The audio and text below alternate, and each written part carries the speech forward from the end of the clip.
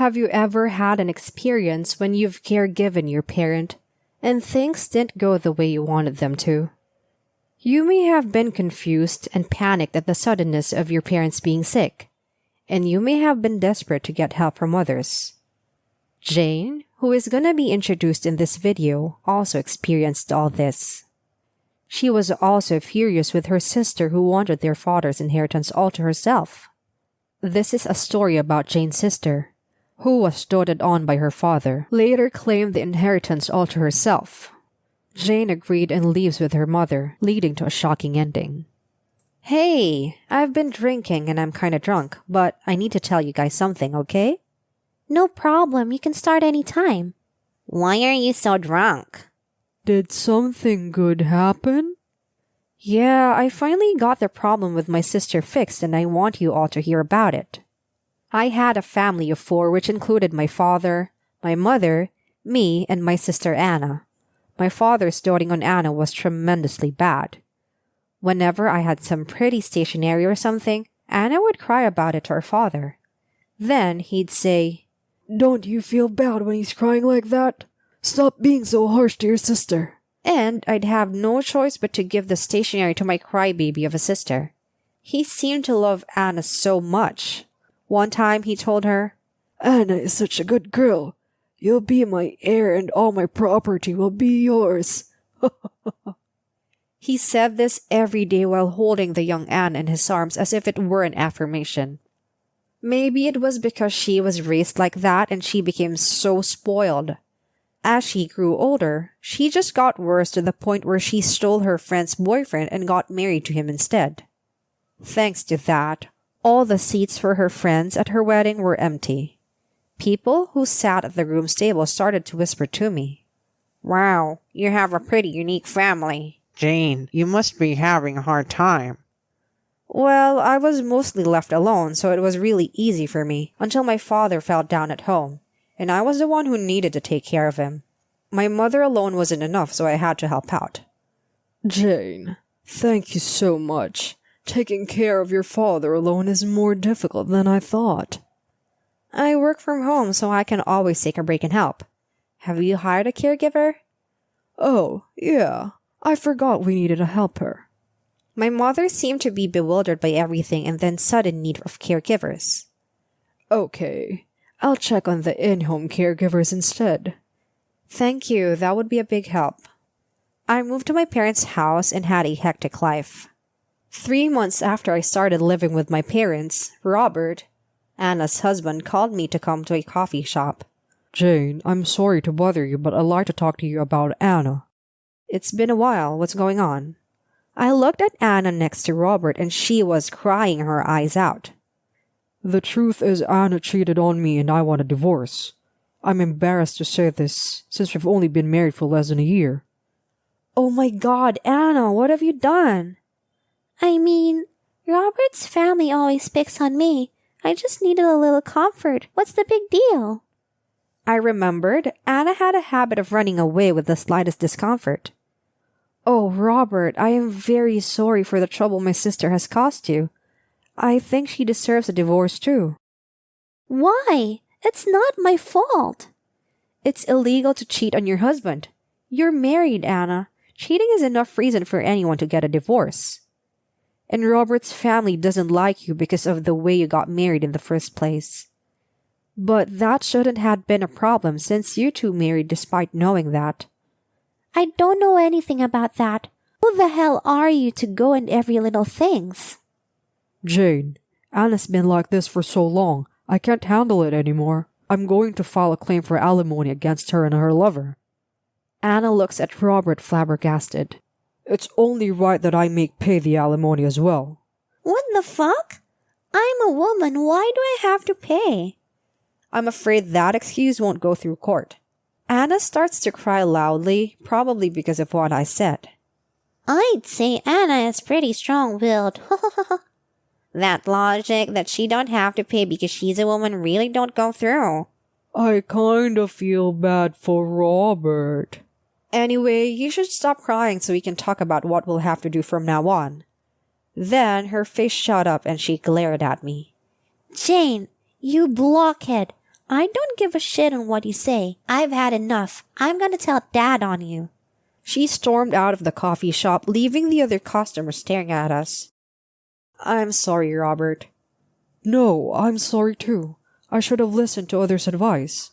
Well, it was my own fault for marrying Anna after leaving my ex-girlfriend. I could tell from Robert's wry laugh that he was suffering from a tremendous fatigue. After that, we went separate ways. I told my bedridden father that Anna was coming to ask for money. I really don't know what she's doing anymore. Honey, Anna must be suffering too. You know, it's because of you too. You guys spoiled her too much. If she comes asking for money, I'd tell her to go away. I can't stand and watch that. I'd feel sorry for her. Mom, when I think about it now, it's because you guys weren't strict enough with her. I can't believe it. My health had come to this point before I realized it. And you're the one taking care of me while thinking of all this.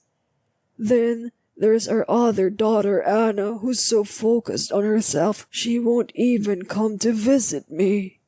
Jane, I'm so sorry for everything. Wow, Anna's unbelievable. Jane's father seems like a decent guy. I can't imagine him being so devoted to her sister if it's now. Maybe he was just crazy back then because her sister was so adorable. But you know her. She's gonna keep coming back even if you say no. What are you gonna do then? He thought about it for a while and then he called Anna. Oh, Anna, I've heard about it. Yeah, how much is the alimony? Well, come over here in a week and I'll get the money ready for you. I was stunned when I heard my father's words. You're gonna pay the alimony instead? Why don't you just make her pay it herself? I'll make her write a promissory note when I give her the money. But I have a feeling that that won't work either. By the way, Jane, have you found any caregiving facility? Yes, I checked with the care manager and we found a good place for you. My father was bedridden and was getting weaker by the minute, but he was able to respond clearly. Even though a helper was helping us, my mother and I were exhausted. We were thinking of putting him in a facility. Well, I guess most of my property will be gone. Jane, I'll give Anna the money with the promissory note. But if Anna doesn't pay back, I'll leave it up to you. What do you mean? My mother and I stayed up late listening to my father's ideas. So your father can't move that much anymore? Yeah, he was going down the stairs and he stepped off and hit his spine. He couldn't move anymore after that. Oh, my mom did the same thing. Luckily, it wasn't that much of a big deal. But I realized then that old people were really clumsy. I know, right? I didn't expect the caregiving era to start like this at all. But your sister's too much, Jane. She doesn't even listen. She's crazy. The excitement of the story begins from Jane's start in caregiving to the insanity of Anna. Jane's father is trying to raise money for Anna, but he also seems to have an idea that he will tell Jane soon. A week later, Anna comes to him to take the money. Hi, Dad. How are you feeling? Yeah, I'm feeling better today. Oh, by the way, My father lifted a thick envelope from the table attached to his nursing bed and showed it to Anna. yay! Thanks, Dad. Anna held out her hands, but father didn't give her the envelope yet. Look, Anna, you're just borrowing this money from me. This is not a gift to you. You understand that, don't you? Okay, Dad. Jeez. Sign this promissory note. I'll only give it to you when it's signed. Why are you doing this? Why are you doing this to me? Can't you trust my daughter? Anna silently grumbled but obeyed her father's words and signed the promissory note. Okay, that's all, right? Hurry up and give it to me. When Dad handed the envelope containing the money to Anna, Anna checked inside and immediately turned to leave. Hey, Anna, don't you have anything to say? What? Why? Dad already gave me the money. Why can't I leave yet? She looked at us with a puzzled expression, probably not understanding why she was being criticized. Anna then left. I was so annoyed by her attitude that I couldn't say anything. Jane, I leave it all to you. All right, I'll do what I can. A week after Anna came to collect the money, the newly divorced Anna moved into my parents' house again. At the same time, my father was going to be under institutional care, and my mother and I were busy preparing for that. Hey, Anna, you've got to help too. I can't do that. You can't do it anyway, so why do I have to do it too? Oh, right, I'm going out. At this point, there is no sign that Anna is planning to work at all. If she's gone out, it means she's probably going to be with her lover again today. Anna is really out of control. Hey, Jane, sometimes Anna asks for money. Do you think she's willing to work? Nope, I heard her on the phone the other day. She's still with her boyfriend that she cheated on her husband with. Mom, I think we're going to have to be very hard for Anna here. Mom, you have to at least convince her to work. Can you do it?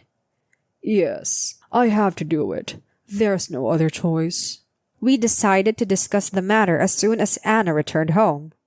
The next day at noon, Anna finally came home and we started talking. What? The person wants to sleep. What's your deal? Anna, what about the money you borrowed from your father?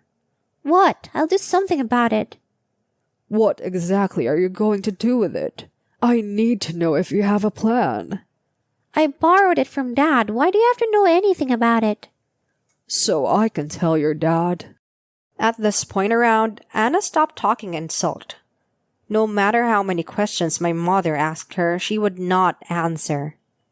Anna, if you don't have a job, I want you to take care of Dad for me. What? Why me? So that I can work more and earn more money. The family budget is not enough with you around. But why me? Probably because you're not working. If you were working, I wouldn't say that. What are you even planning to do? All right, fine. I'll work. That's all right? Thus, Anna finally started working. However, 3 months later, she started acting strange. When I entered the facility Dad was staying at, the caregiver told me that Anna frequently came to visit her. Moreover, I heard that she had my father write something for her. When I came home, I told my mother about this. I guess since your father is finally in danger, she started to move for herself too. That's true. We have to start with our plan as well then. What are Jane and her mother up to? As Jane and her mom prepare for the plan, a news that might change it has come. It was the news that her father had passed away. He died of pneumonia after choking while eating. The sudden news of his death threw us into a storm. We held the funeral in a hurry. Then, when the 7th day had passed, out of nowhere, Anna announced that her lawyer will be coming. What? What for?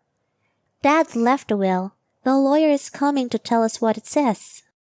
Wait a minute, I didn't know there was a will. Oh, really? But Dad told me about it though. Anna grinned at me, and I took this as a declaration of war. In the midst of the tense mood, the lawyer arrived. The atmosphere between us sisters became immediately overwhelming. Well, I'm going to open your father's will. The contents of the will were that all of my father's property would be given to Anna. My mother was stunned when she heard what was written. Anna grinned even more and moved her face closer to mine. I'm sorry, sister, but that's how it is. This house belongs to Dad, so it belongs to me now. I was in a frustrated mode, so I told the lawyer that I wanted him to leave the room. The lawyer left as if he was running away. Anna, you made Dad write the will, didn't you? And you did it after he got sick too. I don't have any idea what you're talking about. Anyway, you better leave this house. Anna, you're telling your sister not to live here? Obviously, she's the one who bullied me and told me I have to work. I can't live with someone like that. Wow, Anna is the worst. You can't make a sick person write a will. But I guess that's what happens when there's an inheritance involved. My mother was mortified by these words that were coming from Anna's mouth. She held her head, sighing. Okay, Anna, but I need to get ready to move out.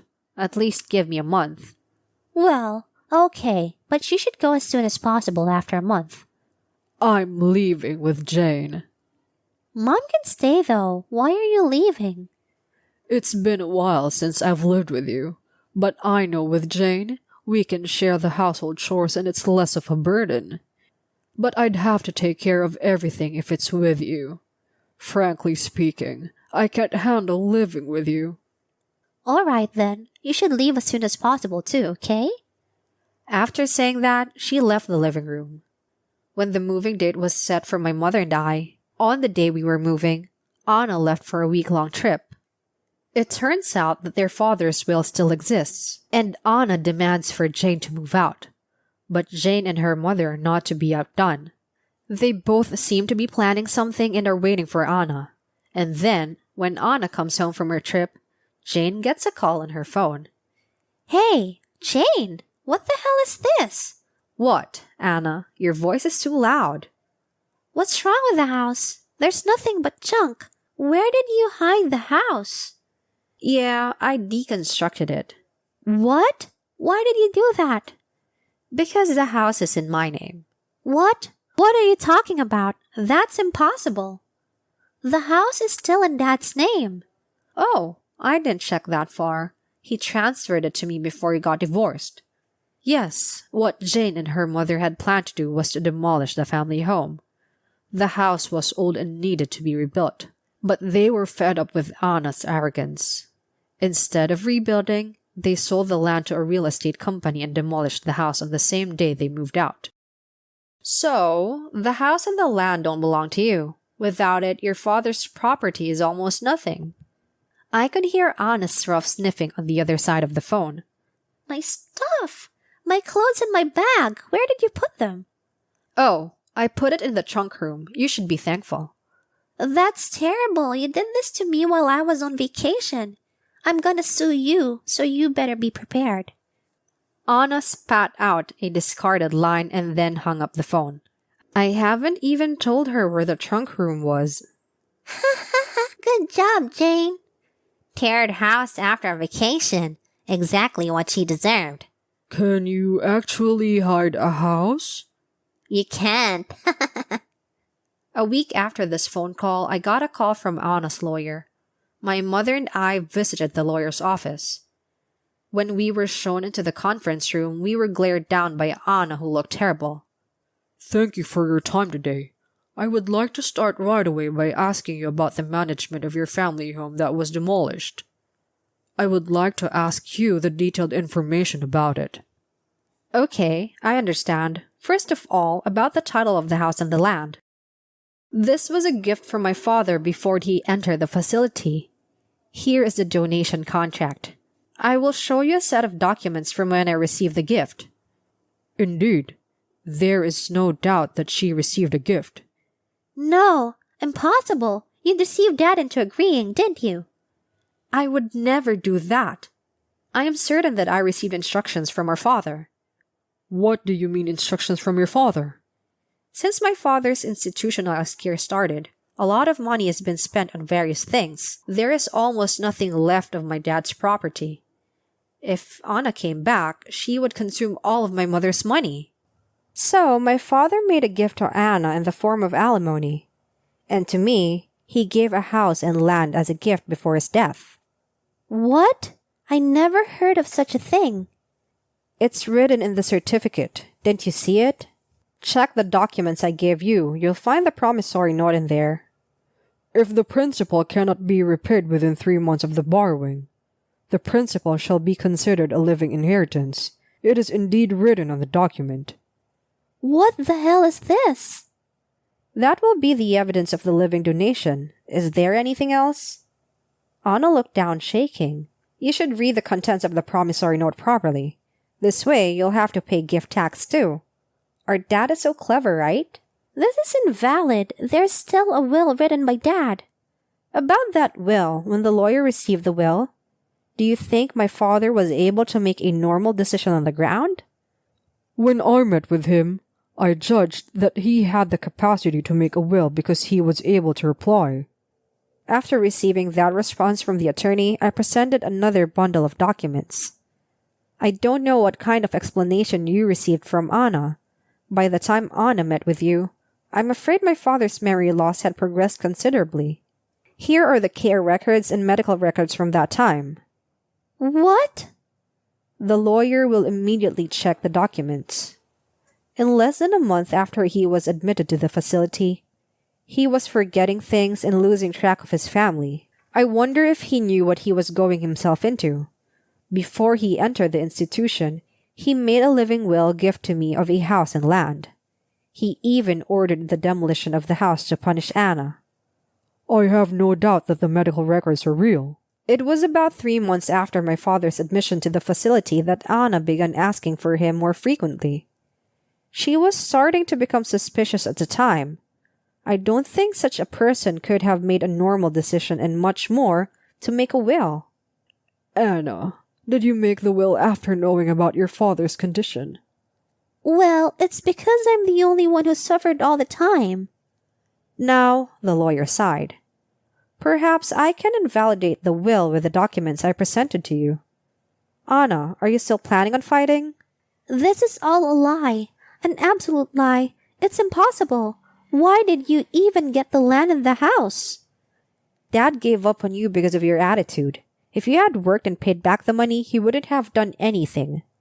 But I don't want to be pushed around by your selfishness anymore. We can go to court. You're going to lose for sure, and you're going to have to be prepared for that. Oh, Mom, do something about Jane. Anna, your mom has the same thought as your big sister. I can't deal with you anymore. She thought that only her mother would be on her side. Hearing my mother's words, Anna started to cry loudly. I'm sorry, my sister has caused you so much trouble. No, it's my fault too for not double-checking. Oh no, I have nowhere to go. What do you mean you don't have anywhere to go? What happened to your boyfriend? Anna answered, sniffling. When I told him that I lost the inheritance, he said he would break up with me. Ah, so he was just looking for money. Hearing my words, Anna cried even more.